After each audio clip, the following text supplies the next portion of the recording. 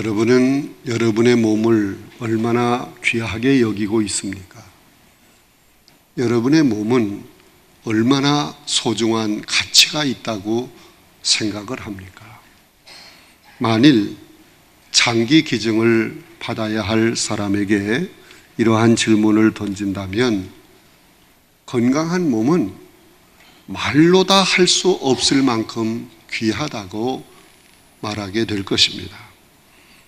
과학자나 의사에게 물어보면 수억의 가치가 있다고 대답을 할 것입니다. 이토록 소중한 몸인데 우리는 우리의 몸을 소중하게 생각하지 못할 때가 참 많습니다. 불행하게도 사람들은 자신보다 세상 것을 더 가치 있게 여기고 있습니다. 그래서 수억 원의 몸을 가지고 있으면서 우리의 몸을 너무 학대를 합니다. 너무 혹사를 시킵니다. 너무 소홀히 여기는 것입니다. 어떤 사람은 우리의 몸을 마치 술통으로 생각하고 술을 자꾸만 채웁니다.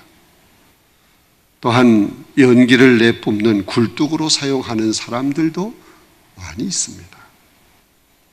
그러다가 우리의 몸이 정말 병들어 눕게 되고 죽게 되었을 때 비로소 우리의 몸이 얼마나 귀한가를 깨닫고 그 몸을 소중하게 여기게 되는 것입니다. 여러분, 오늘 우리의 몸은 주님이 핏값을 주시고 사신 귀한 몸이 되었습니다. 성령을 모시고 사는 거룩한 성전이 되었습니다.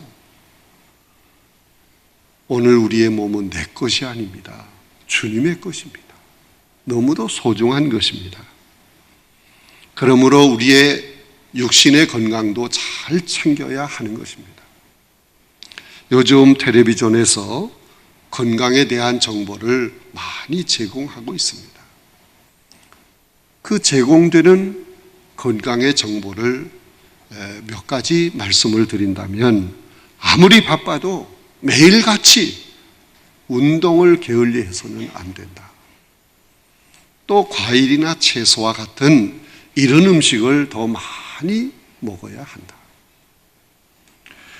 매일 적어도 8시간 이상 충분한 휴식을 취하며 잠을 자야 한다. 그래서 건강의 에너지를, 건강의 배터리를 충족시켜야 한다.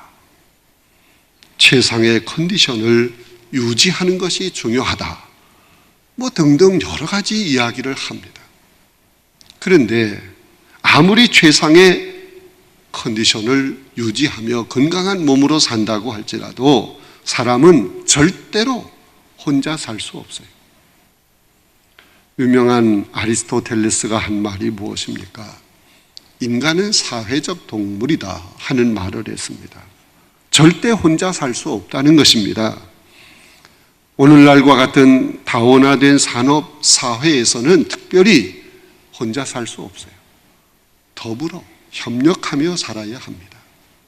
그러기 위해서는 좋은 인간관계를 가질 수 있어야 합니다. 좋은 인간관계를 가지는 사람은 무슨 일을 해도 다 성공할 수 있습니다. 우리가 좋은 인간관계를 유지하기 위해서는 우리의 몸과 정신과 신앙이 건강해야 합니다. 그런 사람은 가정이나 교회나 사회의 어떠한 공동체 안에서도 아름다운 인간관계를 가질 수 있는 것입니다. 여러분, 인간관계가 잘 안 되는 것은 그 누구 때문이 아닙니다. 나 때문이에요. 자신을 잘 살필 줄 알아야 합니다. 먼저 자신이 변화되어야 합니다. 등을 돌리고 싸우는 파괴적인 인간관계가 아니라 서로 사랑하며 서로 대화하고 서로 협력하는 생산적인 인간관계가 이루어져야 합니다. 하나님은 우리 모두가 더불어 협력하는 건강한 신앙의 공동체의 삶을 살아가기를 원하십니다. 그래서 그런 삶을 살아가라고 우리에게 몇 가지 말씀을 주시고 있습니다. 본문 속에서 주님이 주시는 말씀을 들을 수 있어야 합니다. 첫째는 넘어지지 않도록 사랑으로 서로 붙들어 주어야 한다 하는 말씀을 하고 있습니다. 9절 10절에 있는 말씀을 보면 두 사람이 한 사람보다 나음은 그들이 수고함으로 좋은 상을 얻을 것입니다. 혹시 그들이 넘어지면 하나가 그 동물을 붙들어 일으키려니와 홀로 있어 넘어지고 붙들어 일으킬 자가 없는 자에게는 화가 있으리라. 협력하는 삶을 살아야 한다는 것입니다. 협력하며 사는 삶이 무엇입니까? 동일한 목적을 지향하는 사람들이 힘을 합하는 것이 협력하여 사는 삶인 것입니다. 그러나 목적이 다르면 사실상 협력하는 것이 불가능합니다. 일시적으로 협력을 했다가도 목적이 분명하지 아니하면 하나가 되지 못합니다. 깨지고 흩어지는 것입니다. 오늘날 교회 성도들이 분쟁과 분열을 일으킬 수 있습니다. 여러분, 왜 분쟁과 분열이 일어납니까? 교회 존재의 목적이 흔들리거나 없어졌기 때문에 그렇습니다.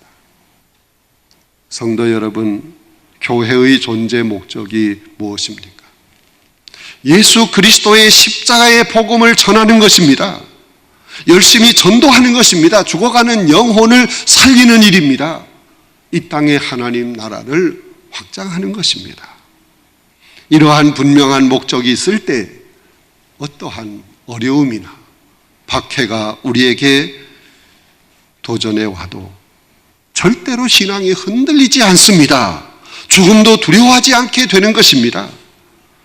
하나님이 주신 목적이 분명하게 될 때 서로 돕고 협력하게 됩니다. 사랑으로 하나가 되어 승리하게 됩니다. 출애굽한 이스라엘 백성들을 보세요.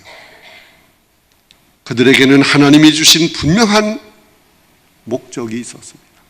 그 목적은 젖과 꿀이 흐르는 가나안 땅에 들어가는 것입니다. 출애굽한 이스라엘 백성들이 40년 동안 광야에서 생활을 했는데 그 광야는 모든 것이 부족한 곳입니다. 더군다나 낮에는 너무너무 뜨겁습니다. 밤에는 기후가 급강하해서 춥습니다. 먹을 양식, 마실 물이 항상 걱정이 되었습니다. 모든 것이 열악한 상황이었기 때문에 갈등과 분쟁이 끊임없이 일어날 수 있었습니다. 쉽게 넘어질 수밖에 없는 힘든 삶을 살게 된 것입니다. 그러나 하나님이 주신 목적이 분명하였기 때문에 그 목적을 향해 달려가기 위해 넘어지면 서로 일으켜줍니다. 서로 사랑합니다. 서로 붙들어줍니다. 아무리 힘들고 어려워도 한 목적을 향해 나가기 위해 서로 위로하고 붙들어줄 때 아름다운 신앙의 공동체를 이룰 수 있는 것입니다. 그런데 모든 것이 부유하고 넉넉할 때 사람들은 더 큰, 더 많은 욕심을 갖게 되기 때문에 서로 헐뜯고 비난할 수 있습니다. 그러므로 우리에게 어떤 상황이 닥쳐오든지 간에 광야처럼 모든 것이 부족할 때나 모든 것이 부유하고 넉넉할 때나 목적이 분명하면 흔들리지 않습니다. 깨지지 않습니다. 목적이 분명할 때 소망을 갖게 되는 것입니다. 확실한 목적과 소망이 있을 때 어떠한 상황 속에서도 서로 돕고 붙들어 주는 것입니다. 어려움도 참는 것입니다. 끝까지 견디는 것입니다. 그래서 마침내 목적을 성취하는 것입니다. 약속의 땅 가나안에 들어갈 수 있습니다. 하나님 나라를 확장해 나갈 수 있는 것입니다. 심리학자들이 실험을 하였습니다. 큰 독 안에 쥐를 넣었습니다. 그리고 전혀 빛이 들어가지 않도록 밀봉을 했습니다. 그런데 그 도간에 든 쥐는 3분을 견디지 못하고 죽었습니다. 다시 다른 쥐 한 마리를 도간에 가두었습니다. 이번에는 작은 구멍을 하나 뚫어 놓았습니다. 그 작은 구멍으로 빛이 들어갑니다. 그랬더니 그 도간에 든 쥐는 36시간을 버텼습니다. 캄캄한 도간에서 3분을 견디지 못하고 죽은 쥐는 체력이 다 되어 죽은 것이 아닙니다. 전혀 빛이 없으므로 절망 때문에 죽은 것입니다. 여러분, 희망을 갖는다는 것과 그렇지 못한 것은 엄청난 차이가 있습니다. 하나님이 주신 인생을 빛이 없는 도간에 갇힌 쥐처럼 그렇게 살게 해서는 안 됩니다. 하나님이 주신 목적과 새로운 꿈과 희망을 가지고 서로 돕고 일으켜주면서 도전하는 복된 삶을 살아야 합니다. 예수 그리스도의 피로 한 형제 자매가 된 우리는 주님이 주신 목적을 이루기 위해서 소망을 가지고 서로 협력하며 붙들어주며 일으켜주어야 하는 것입니다. 넘어지면 주님의 사랑으로 다시 일어나 도전할 수 있도록 서로 협력해야 하는 것입니다. 더불어 협력하는 힘 있는 사랑의 공동체를 이루어 가야 하는 것입니다. 두 번째는 서로 협력하여 따뜻하게 해야 한다고 했습니다. 11절에 보면 또 두 사람이 함께 누우면 따뜻하거니와 한 사람이면 어찌 따뜻하랴 하는 말씀이 있습니다. 팔레스타인 지역은 낮에는 너무너무 더워요. 밤에는 기온이 급강하합니다. 그러므로 추위를 이기기 위해서는 두 사람이 서로 몸을 붙여야 합니다. 그래서 서로 채우르로 피차 따뜻하게 해야 합니다. 이것이 추위를 이기는 서로 협력하는 모습인 것입니다. 사랑하는 성도 여러분, 서로 사랑으로 협력할 때 몸도 마음도 따뜻해지는 것입니다. 그러나 홀로 있으면 몸도 춥고 마음도 냉랭해지는 것입니다. 냉랭해진 마음을 가진 사람, 냉혈 동물과 같은 사람, 그런 사람에게는 사람이 모여들지 않습니다.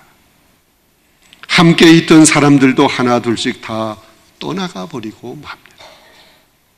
성도인 우리가 서로 협력할 때 우리의 신앙이 뜨거워지는 것입니다. 사랑하는 성도 여러분, 우리는 함께 모여서 합심해서 기도해야 합니다.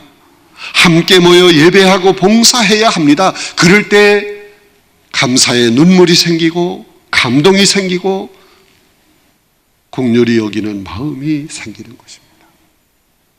초대교회 성도들의 신앙은 서로 협력하는 신앙이었습니다. 사도행전 1장 12절 이하에 보면 예수님이 감람산에서 승천하셨습니다. 그 후에 120여 명이 예루살렘의 한 다락방에 모였습니다. 그들은 오직 마음을 합하여 합심해서 마음을 같이 해서 기도하기를 힘썼습니다. 사도행전 2장 1절 이하에 보면 다 같이 한 곳에 모여 오순절 날이 이르기까지 오로지 기도에 힘썼다. 서로 협력하며 합심해서 기도했다고 했습니다. 바로 그때 호련히 하늘로부터 급하고 강한 바람 소리가 들렸습니다. 그 강한 바람이 온 집안에 가득하였습니다. 불의 혀처럼 갈라지는 성령이 각 사람 위에 임하게 된 것입니다. 모인 사람 전체가 다 성령의 충만을 받게 된 것입니다. 그리고 성령의 말하게 하심을 따라서 다른 언어로 말하기 시작했습니다. 바로 그때 오순절을 지키기 위해 세계 도처에서 모여온 사람들이 자기들의 말로 복음을 듣게 된 것입니다. 또한 성령 충만한 베드로가 다른 사도들과 함께 협력해서 복음을 전하게 될 때 3,000명이 그 말씀을 듣고 찔림을 받고 회개하며 세례를 받았습니다. 놀라운 역사가 일어난 것입니다. 사도행전 2장 43절에 보면 사도들로 말미암아 기사와 표적이 많이 나타났다 하는 말씀이 있습니다. 44절에 보면 다 함께 있어 물건을 서로 통용했다. 45절에 보면 재산과 소유를 팔아 각 사람의 필요에 따라서 나누어 주었다고 했습니다. 46절에는 날마다 마음을 같이 해서 성전에 모이기를 힘썼다고 하였습니다. 47절에 보면 하나님을 찬미하며 온 백성에게 칭송을 받았는데 주께서 구원받는 사람을 날마다 더하게 하셨다는 말씀도 있습니다. 함께 모일 때 기도가 뜨거워졌습니다. 찬송이 힘이 있게 되었습니다. 신앙의 확신이 생겼습니다. 놀라운 표적이 일어난 것입니다. 구원의 역사가 일어난 것입니다. 서로 돕고 섬김의 삶을 아름답게 살게 된 것입니다. 그래서 사람들에게 칭송을 받았다는 얘기입니다. 여러분, 모이기를 힘써야 합니다. 마지막 때에 모이기를 힘쓰라고 성경은 말씀하고 있습니다. 두세 사람이 함께 모여서 서로 협력할 때 마음이 뜨거워지고 신앙도 뜨거워집니다. 나도 살고 너도 살고 우리 모두가 살게 됩니다. 함께 모여서 마음을 같이하여 오직 기도에 힘쓸 때 성령의 충만한 역사가 일어나게 될 줄로 믿습니다. 서로 협력하면 따뜻해집니다. 행복한 성도가 되는 것입니다. 세 번째, 서로 협력하여 끊어지지 않게 해야 한다고 했습니다. 12절에 보면 한 사람이면 패하겠거니와 두 사람이면 맞설 수 있나니 세 겹절은 쉽게 끊어지지 아니하느니라고 하였습니다. 여러분, 낯선 곳을 여행을 할 때 혼자 여행하는 것은 참으로 삼가해야 할 일입니다. 강도가 덮치면 꼼짝없이 모든 것을 다 강탈당할 수밖에 없습니다. 그러나 두 사람이 여행할 경우에는 능히 당해낼 수 있습니다. 서로 협력할 때 힘이 생기는 것입니다. 그러나 세 사람이면 더 안전합니다. 본문에서 세 겹절은 쉽게 끊어지지 않는다 하는 말씀이 있습니다. 세 겹줄이란 단결된 힘의 온전함을 나타내는 말입니다. 사랑하는 성도 여러분, 단결된 힘은 가정에서나 직장에서나 나라와 교회 등 모든 분야에서 반드시 있어야 할 일입니다. 하나로 단결되어야 합니다. 기도와 찬양과 섬김과 전도와 봉사에 있어서도 삼겹줄 정신은 반드시 꼭 필요한 것입니다. 여러분, 마귀의 수법이 뭔지 아십니까? 마귀는 분쟁과 분열을 일으킵니다. 그러나 성령은 모이게 합니다. 단결하게 합니다. 서로 하나가 되게 합니다. 사랑하는 성도 여러분, 삼겹줄처럼 단결하게 될 때 절대로 끊어지지 않습니다. 큰 역사를 이루고 승리하게 될 줄로 믿습니다. 그런데 왜 사람들이 삼겹줄처럼 그렇게 결속되고 단결되어야 하는데 왜 그렇게 하지 못합니까? 왜 사람들은 서로 협력하지를 못합니까? 왜 혼자서 모든 일을 다 하려고 합니까? 이유가 있습니다. 그 이유가 뭐겠습니까? 완벽주의 때문에 그렇습니다. 나밖에 이 일은 할 수가 없어. 내가 해야 훌륭하게 할 수 있어. 다른 사람을 믿지 못해. 다른 사람을 신임할 수 없어. 내가 최고라는 거예요. 내가 해야 잘할 수 있다는 거예요. 그러나 여러분, 아무리 유능한 사람이라도 힘의 한계가 있어요. 그런데도 나만큼 이 일을 잘할 수 있는 사람은 없어. 이렇게 말하는 것은 교만한 생각입니다. 여러분, 예수님을 보세요. 예수님은 전능하신 분이십니다. 예수님은 전지하신 분이십니다. 사람으로서는 할 수 없는 것을 다 하신 분이 예수님이십니다. 그런데도 예수님은 제자를 선택하시고 세우셨습니다. 철저한 훈련을 시키시어 일을 맡기셨습니다. 완벽주의는 교만한 모습이에요. 교만하기 때문에 혼자서 모든 것을 하려고 하는 거예요. 또한 다른 이유가 하나 있어요. 불안감 때문입니다. 나보다 다른 사람이 그 일을 더 잘하면 나는 뭐야? 나는 찬밥 신세가 되지. 이런 불안감 때문에 다른 사람에게 일을 주지 않아요. 맡기지 않습니다. 여러분, 자신의 부족함을 깨닫고 오직 주님만을 기쁘게 해드려야 한다 하는 이 확실한 신앙을 가진 사람, 이런 사람은 더불어 협력하게 됩니다. 더불어 서로 끊어지지 않도록 붙들어주고 함께 주의 일을 감당하려고 하는 것입니다. 여러분, 주의 일은 절대로 혼자 해서는 안 됩니다. 2사람, 3사람, 아니 성도 전체 교회가 주의 일을 다 함께 감당해야 합니다. 그래야 마귀의 권세를 이길 수 있습니다. 주님이 기뻐하시는 뜻을 이룰 수 있습니다. 사랑하는 성도 여러분, 우리는 절대로 끊어지지 않는 믿음의 삼겹줄들이 다 되어야 합니다. 기도와 섬김과 축복의 삼겹줄로 연결되어 있어야 합니다. 믿음의 대가 끊어지지 않도록 더욱 협력하는 삼겹줄이 되어야 합니다. 사랑하는 성도 여러분, 할 일이 많습니다. 해야 할 주의 일이 너무나 많아요. 그러나 혼자서는 할 수 없습니다. 해서도 안 됩니다. 서로 사랑으로 붙들어 주어야 합니다. 서로 협력하며 따뜻하게 해야 합니다. 우리 모두 협력하여 끊어지지 않는 삼겹줄이 되어야 합니다. 교회 전체가 서로 사랑으로 협력해서 주의 일에 충성을 다할 수 있게 해야 합니다. 협력을 원하시는 하나님의 좋은 일꾼들이 되어야 합니다.